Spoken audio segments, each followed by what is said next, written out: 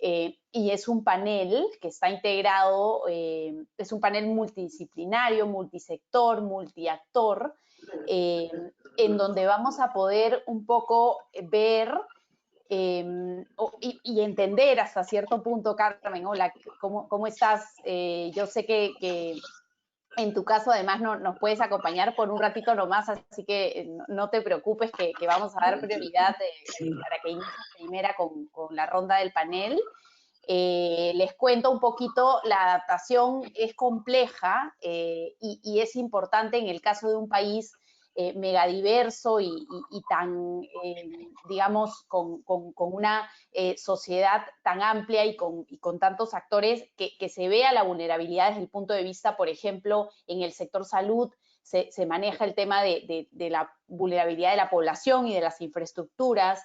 También la vulnerabilidad viene un poco de la mano con lo que van a ser los futuros escenarios de disponibilidad hídrica. También tenemos que tomar en cuenta la vulnerabilidad de nuestros ecosistemas. Y por supuesto es importante y cada vez más relevante que las empresas, que son en gran parte el motor de nuestra economía, puedan incorporar la gestión del riesgo en su quehacer, ¿no? Entonces, por eso es que hemos escogido, digamos, este panel diverso, en donde nos acompañan Carmen Cruz, que es directora general de Salud Ambiental e Inocuidad del MINSA. ¿Cómo estás, Carmen? Bienvenida. Les voy a pedir primero, voy a presentar a todo el panel para luego empezar con la ronda de preguntas. También está con nosotros Ernesto Fonseca, que es representante de la Dirección de Calidad y Evaluación de los Recursos Hídricos de la Autoridad Nacional del Agua, de la ANA. Contamos también con la presencia, no sé, Ernesto, si puedes prender tu cámara y tu micrófono para que te podamos ver. ¿Cómo estás? ¿Qué tal, Ernesto? Buenos días. También está con nosotros Gary Pascual, coordinador en cambio climático de la Dirección General de Asuntos Ambientales Agrarios del Ministerio de Agricultura y Riego, del MINAGRI. Buenos días, Gary. Gracias por estar hoy día con nosotros. ¿Qué tal? ¿Cómo están? Buenos días. Espero me puedan escuchar. Contamos también con la presencia de Marco Pastor Rosas. Él es representante del Servicio Nacional de Áreas Naturales Protegidas, del CERNAM. Marco, buenos días. ¿Qué tal? ¿Cómo están? Buenos días con todos. ¿Cómo estás? ¿Qué tal? Y finalmente, representando al sector privado, que como les comentaba es un actor fundamental, está con nosotros hoy día Carlos Adriancén. Él es representante de la Sociedad Nacional de Minería, Petróleo y Energía. ¿Cómo estás, Hola. Carlos? ¿Qué tal? Hola, Pía, ¿qué tal? ¿Cómo estás? Marco, creo que solo a ti no te estamos viendo en este momento. Pero bueno, en todo caso, si estás con nosotros, si te podemos escuchar, entonces podemos comenzar. Comenzamos entonces con la primera pregunta y tiene que ver justamente con qué utilidad tiene para ustedes, para el sector que representan, para el gremio que representan, la información climática que hemos visto hoy, ¿no? Tanto de tendencias históricas como de eventos extremos y de proyecciones de escenarios climáticos, ¿no? Y en ese sentido, hablando también de utilidad, si nos pueden adelantar un poco qué tipo de formatos creen que serían más útiles para el sector que ustedes representan. Carmen, cuéntanos un poquito de tu percepción sobre esto.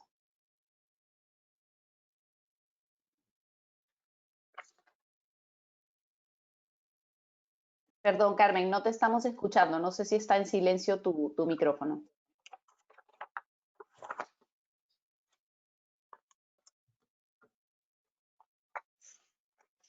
¿Ahí se escucha? Hola. Ahora sí, Carmen. Ya. Sí, buenos días a todos. Muchas gracias realmente a todos ustedes por la invitación que hacen al sector salud y en este momento a DIGESA, ¿no? Que nos permite, bueno, dar alcances también como sector salud, cómo es que el cambio climático nos afecta y qué es lo que nosotros deberíamos estar planteando, ¿no? Efectivamente, a la pregunta, ¿no?, de cuál es hasta la utilidad de esta información de aspectos climáticos, podrían ser útiles al sector salud. De hecho que sí, esta información es útil porque nos permite a nosotros poder identificar zonas más vulnerables para enfermedades, por ejemplo, las enfermedades transmisibles, aquellas, por ejemplo, enfermedades que son transmitidas por insectos vectores. Ellos se adecúan y ellos tienen condiciones climáticas muy propicias, y en la medida que estas condiciones se den, ya sean ambientales, climáticas, estos insectos se van a desarrollar y van a ser portadores de enfermedades, ¿no? Entonces, para nosotros, esta información es muy útil, ¿no? También, por ejemplo, hablamos también del tema del recurso del agua y consumo humano. De igual forma, ¿no? Nos permite identificar zonas que son más vulnerables a aquello, y definitivamente si el agua de consumo es insuficiente o está afectada, nosotros vamos a tener problemas de salud, ¿no? Como el caso de las diarreas, producto de parasitosis, infecciones. Igual también a que esta agua no está siendo la indicada y también en cantidad apropiada, va a estar afectado también el sector agricultura, y por ello entonces los alimentos a lo mejor no van a estar disponibles como están, ¿no? Y eso va a afectar también a la salud de las personas, y podríamos estar hablando de poblaciones con problemas de desnutrición, ¿no? Entonces, definitivamente existen, como yo digo, una serie de... Esta información realmente es bastante valiosa, porque nos permite, como ya les mencionaba, poder estratificar, zonificar, ver qué lugares son más vulnerables, o ver en dónde se pueden introducir, ¿no?, las especies que están a lo mejor concentradas en un solo lugar.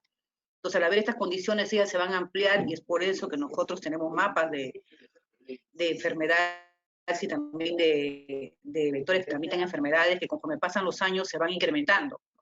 No hay un retroceso, al contrario, ¿no? Porque las condiciones, sobre todo climatológicas, y mucho más con esto del cambio climático, son muy adecuadas para ellos, ¿no? Sus ciclos biológicos se hacen más cortos, sus hábitats son más propicios para ellos, y por lo tanto, entonces la población está en riesgo, porque al introducirse ya la enfermedad comenzamos a hablar de epidemias, ¿no?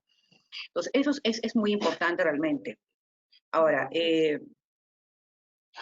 también sería bueno, ¿no?, esta información tenerlas como indicadores, ¿no?, que eso va a permitir cruzar con la información que nosotros tenemos y poder tomar decisiones.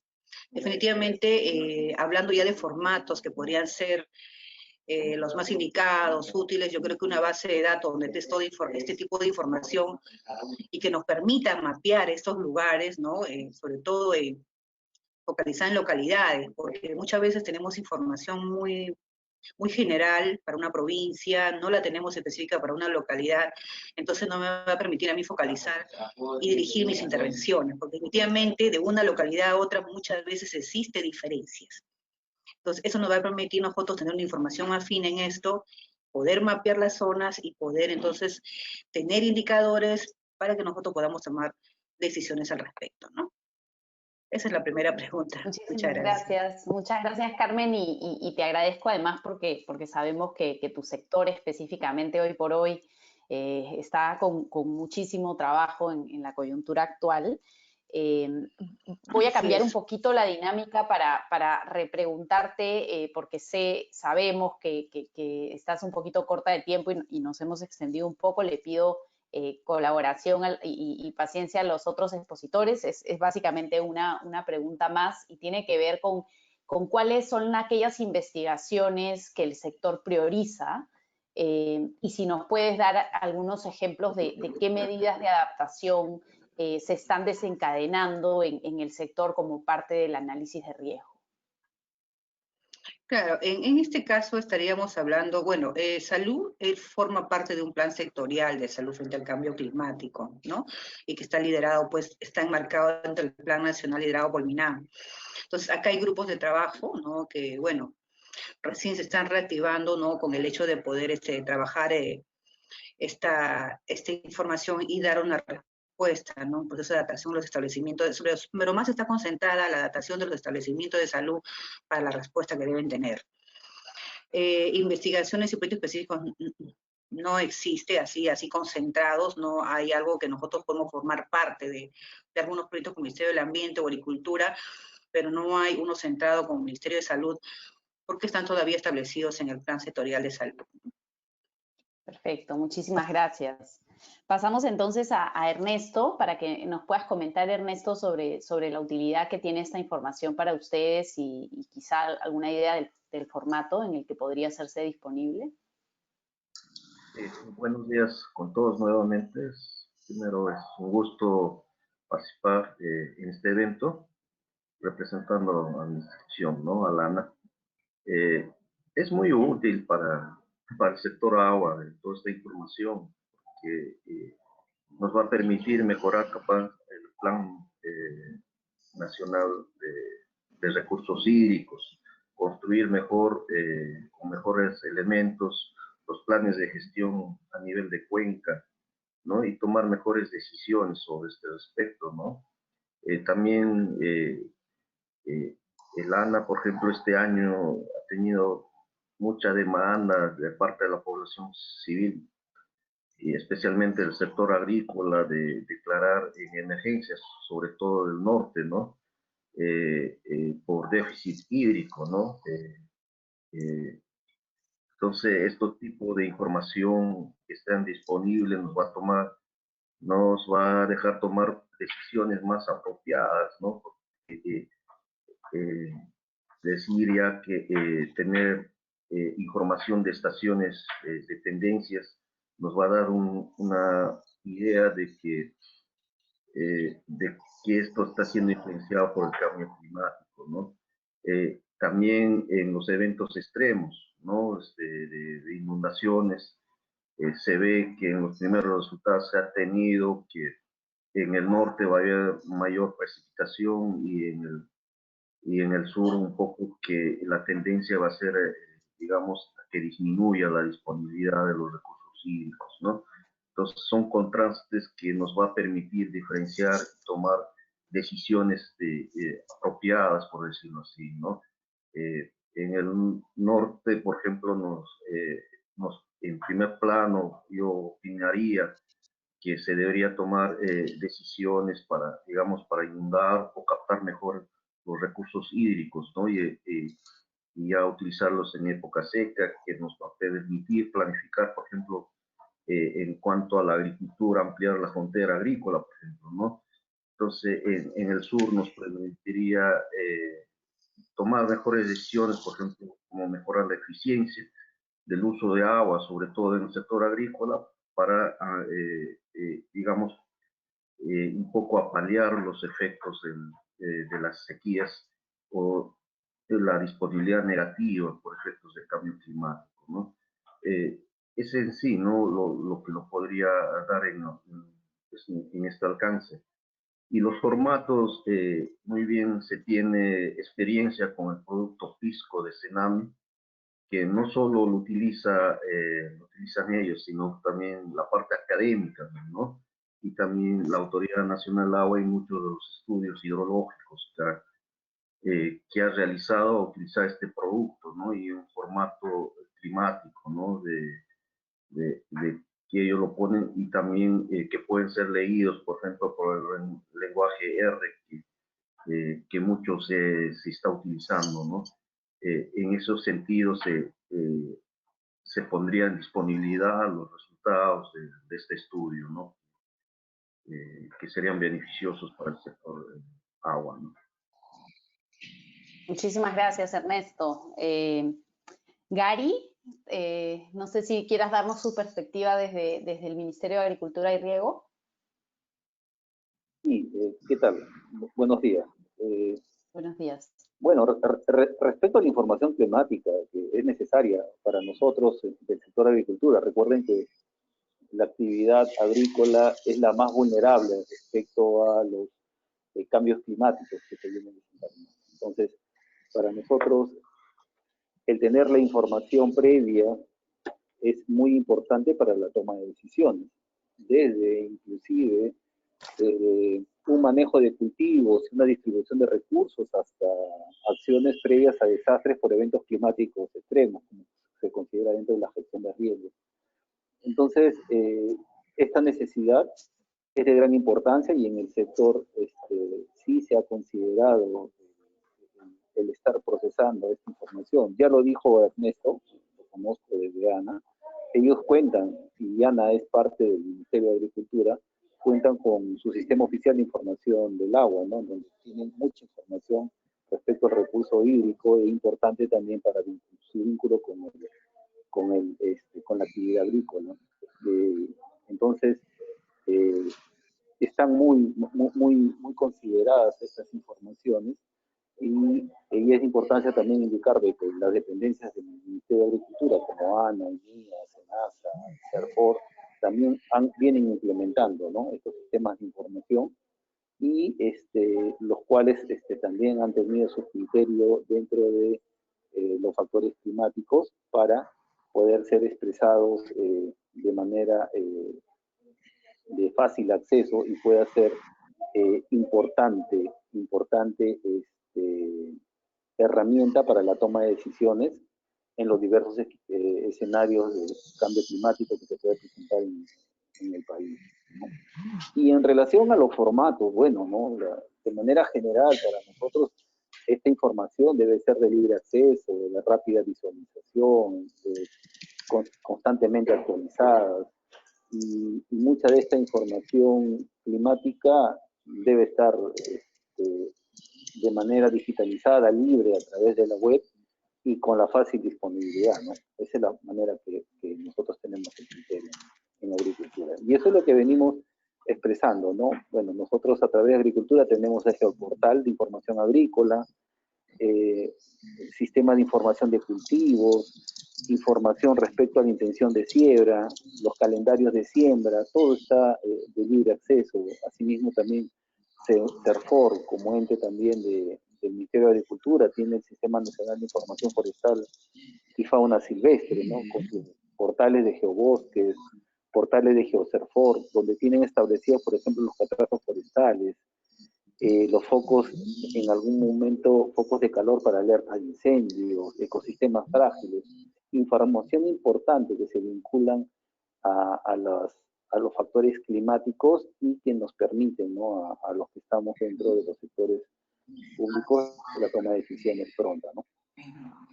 Perfecto, muchísimas gracias, Gary, por esa perspectiva. Marco, ¿estás con nosotros? Creo que sí. Para que nos comentes un poquito desde el lado de la parte de los ecosistemas y las áreas naturales protegidas. Sí, más bien, disculpen, he tenido algunos problemas con mi equipo y a veces he tenido que salir y volver a entrar. Efectivamente, mira, primero agradecer a Senami por esta iniciativa y a todos los participantes. Para nosotros ha sido muy importante la información que hemos recibido, nos ayuda a mejorar lo que estamos haciendo y efectivamente, ¿no?, como se ha mencionado aquí, la utilidad que tiene la información climática sobre estos eventos históricos, eventos extremos y proyecciones de escenarios climáticos nacionales es un insumo importantísimo, ¿no? Nosotros, si bien es cierto, trabajamos con el componente ambiental, el componente económico y social también está relacionado íntimamente con estos temas, ¿no? Porque mucha gente vive al interior de las áreas protegidas en su alrededor. Entonces, cualquier cambio, modificación o evento extremo va a generar que estas poblaciones tengan dificultades y problemas, ¿no? Entonces, eso es necesario considerarlo también. Y nos parece que es una herramienta que tiene que ser manejado con objetivos y estrategias que se planteen en el mediano y largo plazo, ¿no? Para nosotros sería importante en la proyección de escenarios climáticos tener información disponible en un formato georreferenciado y espacializado, ¿no? Sobre todo en estos check files, porque fundamentalmente, tal como se comentó durante toda la mañana, información de grandes paisajes o ecorregiones es muy importante, pero la variabilidad climática hace que dentro de los ecosistemas esta información muchas veces se pierda o no necesariamente coincida con lo que existe. Entonces, para nosotros es muy importante tener la información muy puntual, muy precisa, por justamente uno de los puntos que se ha tocado en esta presentación, que es la variabilidad climática, ¿no? Nos interesa mucho la información que sea puntual, que sea de alguna manera fácil de identificar, que esté al servicio de todos y que también nos permita mitigar los impactos en las poblaciones y proponer pues algún tipo de medidas de adaptación y desarrollo adaptativo para estas poblaciones, ¿no? Si bien es cierto, el principal objetivo de nosotros es conservación, básicamente la conservación tiene por objetivo generar servicios ambientales y productos. servicios ambientales y productos que estas poblaciones que están cerca, alrededor o dentro de las áreas protegidas aprovechan.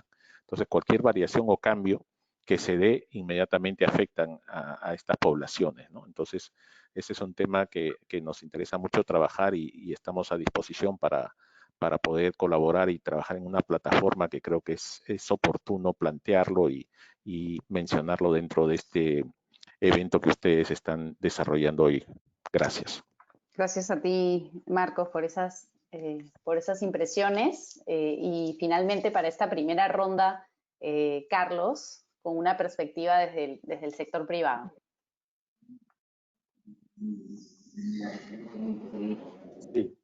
Bueno, muchísimas gracias por la invitación y también felicitar al MINAM y a CENAMI por la iniciativa de este webinar. Muy interesante y sobre todo muy apropiado en estos tiempos, ¿no? Los escenarios climáticos, yo diría que más que útiles para el sector minero energético, son vitales. Son vitales. O sea, el sector minergético vive de la energía y vive también del territorio, vive en el territorio. Por lo tanto, digamos, para nosotros, desde el punto de vista productivo, contar con escenarios climáticos influye directamente en, por ejemplo, en la proyección de las inversiones energéticas, ¿no? Conocer la variabilidad hídrica de los ríos es básicamente ver la posibilidad o no de desarrollos hidroeléctricos. Los escenarios climáticos nos ayudan a prevenir también desastres, estos famosos movimientos geodinámicos, los huaicos, los aluviones, y estos afectan al territorio, donde están también emplazadas nuestras operaciones. Entonces, desde el punto de vista operativo, los escenarios climáticos son vitales para nosotros. Conocer escenarios climáticos son vitales. Ahora, viéndolo desde el aspecto social de nuestras zonas de influencia, como bien explicaba Carmen, los escenarios climáticos van a modificar ciertos patrones, van a modificar patrones productivos, por ejemplo, la agricultura, ¿no? La agricultura en toda nuestra zona de influencia, la acuicultura, el turismo, la gastronomía, se van a ver afectados por los cambios de los patrones climáticos. Y también se va a ver afectado de alguna manera la salud pública. La salud pública. Entonces, a nosotros como empresas mineroenergéticas, lo que afecte al entorno social de nuestras operaciones también nos afecta. También estamos involucrados en eso, ¿no? Y desde el punto de vista estrictamente ambiental, también va a haber modificaciones de hábitats, de ecosistemas, va a haber modificación de la cadena trófica de ciertas especies y de la biología de comunidades, ¿no? Por ejemplo, esto podría afectar a los bofedales altoandinos. Los bofedales altoandinos son un componente estratégico en la regulación hídrica. Y la regulación hídrica en una cuenca, visto en su integridad, afecta a todos, ¿no? Por lo tanto, para el sector energético es importantísimo tener escenarios climáticos. En ese sentido, yo quiero, de verdad que me ha sorprendido mucho, pero digamos, yo sé que los suizos están trabajando mucho en esto y nos llevan varias cabezas, digamos, de ventaja en esto. Me ha sorprendido mucho el enfoque que tiene Suiza con la NCCS.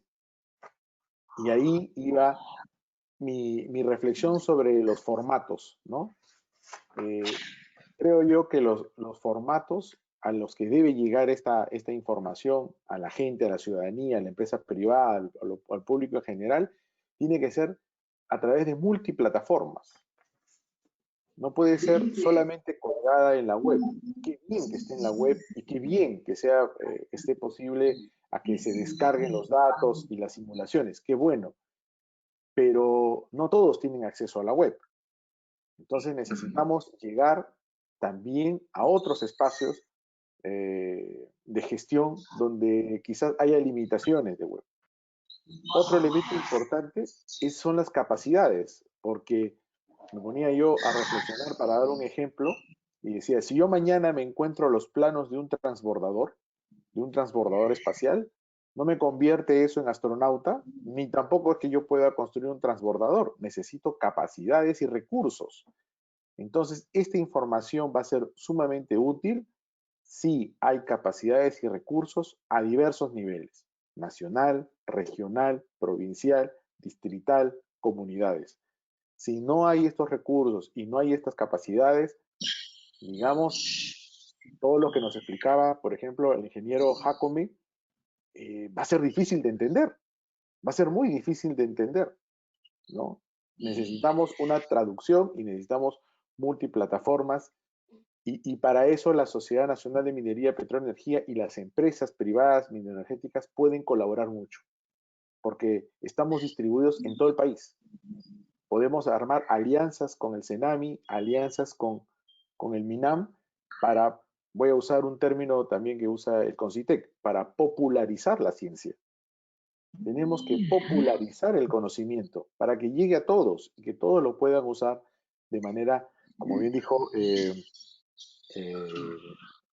Ernesto, para que sea de libre acceso, de rápida visualización, de libre disponibilidad, ¿no? Entonces, creo que por ahí va, digamos, mi primera aproximación.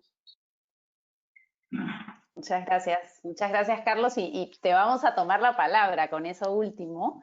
Vamos a ver, ahí ya después nos contarás con quién tenemos que hablar para que esas alianzas y esa colaboración se haga realidad.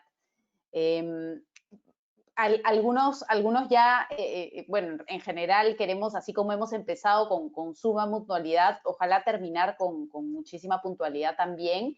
Sí quería dar el espacio para que los panelistas, aprovechando que tenemos una asistencia importante y multisector y multinivel y multiactor, que nos puedan hablar un poquito de lo que son sus prioridades hoy por hoy en términos de información científica o de necesidad de información científica y de estudios. Si pueden tratar de ser muy acotados por ejemplo, en el sector es vital que tengamos un estudio de A, B, C o D que nos permita usar esa información para tomar decisiones. Y por otro lado también, si nos pueden hablar un poco también de la prioridad que para ustedes representa, por ejemplo, alguna medida o grupo de medidas de adaptación al cambio climático específicas. No sé, Carmen, en tu caso te hice la pregunta, pero quiero volverla a hacer para ver si de repente tienes algo más que puntualizar en ese sentido. Sí, como yo te decía, aparte de este plan sectorial de salud que se viene trabajando, se ha reactivado el grupo, no me manifestaban incluso de que están coordinando con Horas Conju para que los países trabajen un sistema de información climática, están aún elaborando los TDR. Pero muy aparte de eso, como te mencionaba, cada sector tiene una base de datos de información, ¿no? Porque en el caso de DIGESA, nosotros nos dedicamos mucho a hacer la vigilancia de factores tanto físico-químicos como biológicos del ambiente, o sea, por ejemplo, de agua, de consumo humano, nosotros tenemos información, una base de datos de muchos años. También el tema de lo que es indicadores, por ejemplo, lo que es la presencia de vectores, en este caso las enfermedades metaxénicas como el dengue, malaria, tenemos toda esa información y ahí se ve la variación, ¿no? Incluso se ven los resultados de las intervenciones de control, definitivamente no, en la medida que ha pasado los años con respecto al cambio climático, ello no ha sido exitoso o el éxito no se ha logrado inmediatamente, ¿no? Porque se juntan a otros elementos también que son factores sociales también, ¿no? Económicos. Entonces, sí es base, como yo te mencionaba, tener una plataforma donde se fusionen toda esta información, tanto sanitaria, ambiental, climática, para nosotros poder cruzar y hacer decidir con planes de intervención, ¿no? Donde nosotros incluso focalizamos y abocamos nuestra intervención. Entonces, como le decía, o sea, no hay ahorita una plataforma así que junte, no tenemos nosotros esta información, tenemos que fusionarla, pero sí cada sector maneja información. Yo te decía, esta es la información que nosotros como como salud manejamos, se tiene sí que levantar más indicadores, incluso epidemiológicos, ¿no? Para nosotros poder saber por dónde ya está la enfermedad. Pero sí se tiene también actualmente la base de datos de las enfermedades, cómo en la medida de los años se ha ido variando, ¿no? En escenarios donde usualmente no sucedía hace muchos años, e incluso, yo te pongo un ejemplo, ¿no? Tú dices, se dice, tal insecto llega a tal altura, ¿no? Pero la verdad que traspasó esa altura, y hoy en día incluso en esos establecimientos, en esas redes de salud, hay que implementar y capacitar al personal para que ellos, y estamos en todo ese proceso, se hace, para que ellos puedan responder ante este nuevo daño que se les presenta, ¿no? Definitivamente la pandemia, este COVID, nos ha desconfigurado un poco y nos hace cambiar las estrategias. Cambio climático con COVID se considera mucho en los nuevos lineamientos. Nosotros, por ejemplo, en el caso de Metaxénica, estamos ya puliendo unos nuevos lineamientos.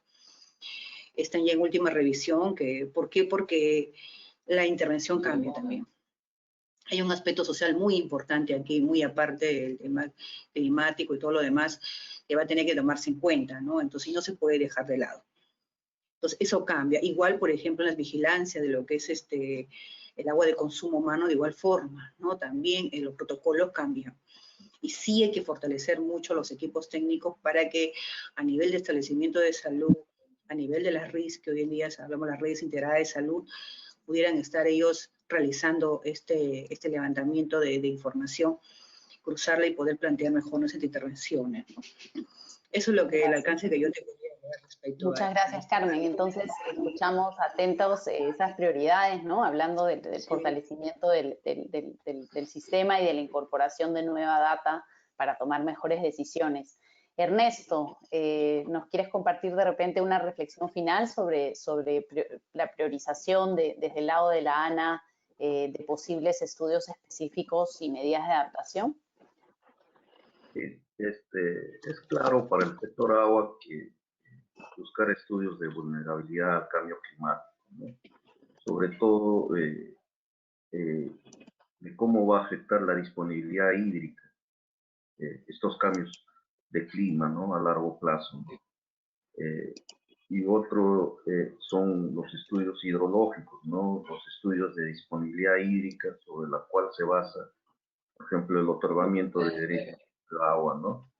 Y acá, digamos, ¿no? Porque ya no se puede tocar, digamos, los derechos otorgados, ¿no? Cómo estos escenarios climáticos podrían influir en todo lo que es la actividad, digamos, de los derechos, de la disponibilidad, etcétera, ¿no? Y otro campo también fundamental para nosotros es los estudios hidrogeológicos, ¿no? Muchos de las disponibilidades hídricas de los acuíferos, sobre todo de la costa, se basan en la recarga de los acuíferos, ¿no? Desde la, digamos, desde la recarga de los ríos, cómo estos interactúan, por ejemplo, con los bofedales, etcétera, ¿no? Cómo todo este sistema, digamos, va a ser afectado, ¿no? Tal que el caudal es el resultado final, el caudal en los ríos, las aguas que se encuentran en las lagunas, los embalses, es el resultado final de todo un proceso desde la precipitación, infiltración, recarga, el flujo base que ya también es contribución de aguas subterráneas y a las aguas superficiales, ¿no? Y se ve de ahí, por ejemplo, yo quería hacer un comentario, ¿no? A modo de reflexión, si bien los escenarios se están trabajando en precipitación y se ve ya las tendencias que se han fomentado, está trabajando en temperatura, pero un factor importante también es la evapotranspiración, la evaporación, ¿no? Porque si bien se puede decir, por suponer, ¿no? Que en el norte va a haber mayores precipitaciones, pero esto también va a aumentar la temperatura y por ende la evapotranspiración. Y sabemos, capaz como especialistas en hidrología, que el 70 hasta el 60% entre el 60 y el 70% del agua que se precipita se evapora, ¿no? Y esto se supone que va a aumentar, ¿no? Y va a hacer que más que llueva, podría haber menos disponibilidad en los recursos hídricos. Entonces, esos son los campos. Ahora, dentro del enfoque de la CNDC, digamos, el sector agua, digamos, multisectorial, tiene 3 productos y 8 medidas de adaptación, ¿no? Yo pienso que todos son importantes, pero yo capaz mucha gente va a considerar en mí sería priorizar las medidas que fortalezcan el incremento de la oferta hídrica en las cuencas, ¿no? Por ejemplo, la infraestructura, tanto gris como la infraestructura verde, contribuyan a tener más disponibilidad de los recursos hídricos, ¿no? La construcción de represas, mejorar la eficiencia del uso del agua, también conservar digamos, los ecosistemas sensibles como las lagunas, los roquedales, etcétera, las cabeceras de cuenca que nos contribuyan digamos, a fortalecer la disponibilidad y que esta no disminuya por efectos del cambio climático, ¿no? Gracias, Ernesto. Gracias. Muchísimas gracias, Ernesto. Gary, desde el punto de vista del Ministerio de Agricultura y Riego.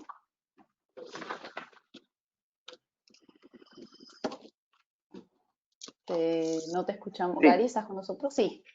Sí, ¿qué tal?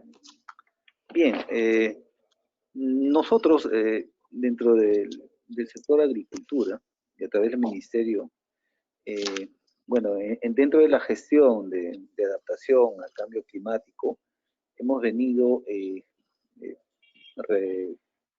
teniendo como producto el plan de gestión de adaptación del cambio climático del sector agrario, el Plan GRAP, que es un instrumento de gestión que ha venido proporcionando estrategias, lineamientos para la propuesta de políticas, acciones consensuadas a nivel regional que permitan la reducción de riesgos y vulnerabilidades, ¿no? En relación al cambio climático. Eso es lo que nosotros hemos venido gestionando como productos de conocimiento. Si bien es cierto, este PANGRAP ha sido un trabajo en un periodo de entre el 2012 y el 2021, ha tenido como importantes lineamientos los estudios de vulnerabilidad, específicamente en el sector a nivel de las regiones. Y bueno, pues no, esta metodología realizada hasta el 2011 a la fecha ha tenido que ser actualizada y es lo que venimos nosotros realizando, ¿no? Entonces, venimos a través del apoyo de fuente externa, como es el CONDESAN, a través de un proyecto, del proyecto de adaptación a los impactos del cambio climático en recursos hídricos en los Andes, el proyecto AICA, venimos actualizando la metodología de análisis, ¿no?, de la vulnerabilidad y riesgo climático y venimos hasta este momento aplicándolo a 3 regiones a nivel de microcuenca, como es Piura, Ancash y Cajamarca. En este estudio venimos pues nosotros convocando también a los profesionales de ANA para poder tener un producto que nos permita, ¿no?, una gestión integrada dentro de la planificación de acciones frente al cambio climático. Y respecto a las medidas de adaptación que hemos venido priorizando, bueno, en el sistema o en el Ministerio de Agricultura, el componente principal es el recurso hídrico, ¿no?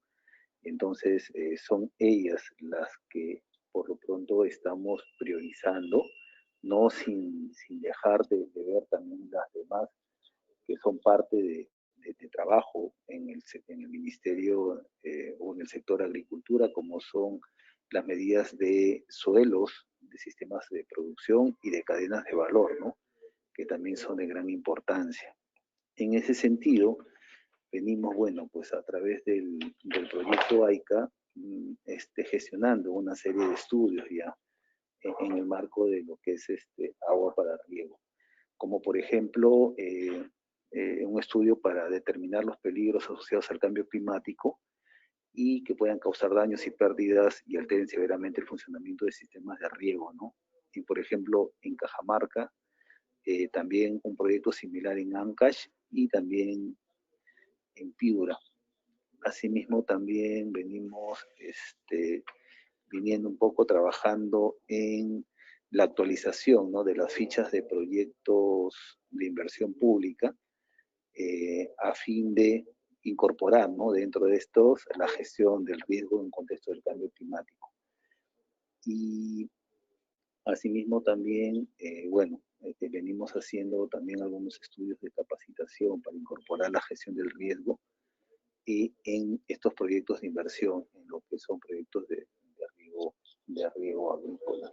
Entonces, esto es lo que viene haciendo el Ministerio de Agricultura dentro de lo que compete, ¿no?, a nuestras funciones dentro del área de cambio climático y de la Dirección de Gestión de Asuntos Ambientales Agrarios. Gracias. Muchísimas gracias. Gracias a ti, Gary. Marco, ¿nos cuentas en unos 2 minutos cuáles son tus reflexiones sobre este tema? Sí, muchas gracias. Bueno, desde nuestro punto de vista, a nosotros nos parecía y creemos que sí es necesario contar con la máxima información técnica científica, ¿no? Ya hemos tenido convenios con CENAMI que nos han permitido implementar estaciones meteorológicas, por ejemplo, en la región Ucayali. Yo creo que esa posibilidad o esa condición todavía está presente.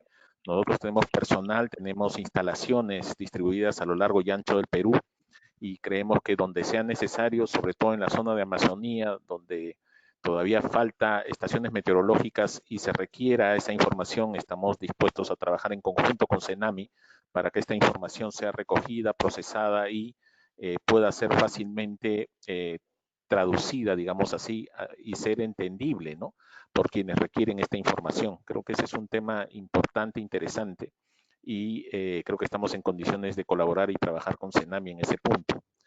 Hemos elaborado también un par de manuales sobre lo que es el marco conceptual y prácticas de integración, ¿no?, con el enfoque de adaptación basadas en ecosistemas, pero estamos todavía en la fase de traducir estos implementos, estos materiales para que sean fácilmente entendibles, recogidos por las poblaciones y por las autoridades locales como los municipios y quizás las regiones, para que puedan ser aplicados en las zonas de trabajo donde se requieren, ¿no? Y en nuestro caso, nosotros propusimos 5 medidas de adaptación que han sido aprobadas por parte del MINAM. Uno de los temas que nos interesa mucho es la sistematización, la promoción e implementación de prácticas ancestrales que desarrollan las comunidades en sus zonas, ¿no?, tanto las comunidades de la sierra como de la selva y de la costa, ¿no?, que les permiten mantener y adaptarse a estos cambios, a estas modificaciones en el clima. Hemos identificado algunas que valen la pena que se compartan y que puedan ser difundidas. Nos interesa mucho también la restauración de algunos ecosistemas que podrían reforzar o podrían fortalecer el tema de la resiliencia ante estos efectos de cambio climático, y estamos identificando lugares y sitios dentro del campo de acción que tenemos nosotros como Ministerio del Ambiente y CERNAM, el tema de recuperación de estos ecosistemas. Y por parte nuestra estamos trabajando con un programa nacional de monitoreo de dinámica de bosques bajo el enfoque de la Rainforest de monitoreo, ¿no?, en 104 espacios que nos permiten definir y trabajar concretamente en función de composición y estructura y función de la flora arbórea, cómo reacciona y cuáles podrían ser los cambios que tendría ante estos efectos de modificaciones de temperatura y precipitación, ¿no? Nos gustaría mucho continuar con esta implementación del sistema de vigilancia y monitoreo que contempla básicamente ecosistemas de cuencas hidrográficas y también de otros espacios, ¿no?, que puedan ser fácilmente afectados o son vulnerables a efectos de cambio climático y que requieren ser, pues, desarrollados en conjunto tanto por las entidades públicas como el sector académico de las universidades. Y también nos parece muy importante la contribución que hemos escuchado el día de hoy del sector privado para trabajar en conjunto con estas iniciativas, ¿no? Eso sería parte. Muchas gracias. Muchas gracias, Marco. Muchas gracias, Marco. Sí, Carlos, para cerrar un poco, cuéntanos, he compartido ya con todos los asistentes la publicación que nos compartiste, pero cuéntanos un poquito más de cómo priorizan esos temas en la sociedad nacional. Bueno, en el sector mineroenergético, como van a ver en los boletines, y hay otro boletín también sobre los proyectos de cambio climático que presentamos en el marco de la COP20 de Lima, el sector tiene proyectos de afianzamiento hídrico, desarrolla proyectos de uso eficiente del agua, no solamente en el sector productivo, sino digamos, al interior de nuestras operaciones, sino también en alianza con nuestros stakeholders. Tenemos proyectos de tratamiento de agua, proyectos de conservación de ecosistemas. Hay muchos trabajos de empresas energéticas y mineras en la conservación de bofedales, por ejemplo, en la conservación de biodiversidad. Por ejemplo, ahí resalta el trabajo que está haciendo todas las empresas del complejo Camisea con sus proyectos de monitoreo, ¿no? Es muy interesante esa experiencia. Los proyectos de forestación y reforestación. Ahí resalta, por ejemplo, se me viene a la mente rápido y lo van a ver en el boletín, el bosque de Guarmey. Más de 200 hectáreas irrigadas con agua, digamos, tratada, proveniente de las operaciones de Antamina, ¿no? O el proyecto de tratamiento de aguas residuales de Arequipa, que lo desarrolló Cerro Verde. O sea, el sector privado, el sector mineroenergético, es un actor activo en temas de cambio climático. Como les dije, para nosotros es vital este asunto. No es importante, es vital. Y además en el sector energético, vale la pena resaltar, más del 50% de nuestra matriz energética es hídrica. Más del 50% es hídrica. Y ojalá que este componente siga creciendo. Ojalá que siga creciendo. Ojalá que se incorpore también las energías renovables. Pero para eso, como siempre lo he dicho, creo que el Estado tiene la voz en el sentido de generar los espacios regulatorios adecuados que impulsen estas tecnologías más limpias, ¿no? Hay una posibilidad de alianza, Pía, o sea, hay una posibilidad de trabajar juntos con el Estado. Pero nos pasa algo, y por eso yo decía sobre las multiplataformas, y ustedes lo conocen también muy bien, que a los stakeholders quieren escuchar al Estado. Si es la empresa privada que informa sobre nuestros diagnósticos climáticos, sobre nuestros pronósticos climáticos, quizás no nos crean mucho, ¿no? Ellos quieren escuchar al Ministerio del Ambiente, quieren escuchar al CENAMI, quieren escuchar a la Autoridad Nacional del Agua. Para eso creo que tenemos que articular esfuerzos para que esa información llegue masivamente, se entienda y se utilice en favor, digamos, de la ciudadanía y de las poblaciones o de las comunidades. Si no, estamos arando en el mar. Estamos arando en el mar, ¿no? Creo que sí. Gracias, Carlos. Sí, justamente en esa dirección, solamente muy rápidamente, bueno, repetirles, reiterarles que queremos que sea el inicio de un diálogo, el inicio, ojalá, de varios proyectos conjuntos, en términos de que esta información sea lo más útil posible y llegue a la mayor cantidad de gente posible. El CENAMI está muy abierto a eso y resaltar el esfuerzo que ellos han hecho hoy en presentar información que si bien tiene un componente técnico y científico que obviamente es importantísimo porque la ciencia tiene que ser la base para nuestras decisiones, el esfuerzo que han hecho hoy en traducirlo para un público más amplio creo que es notable.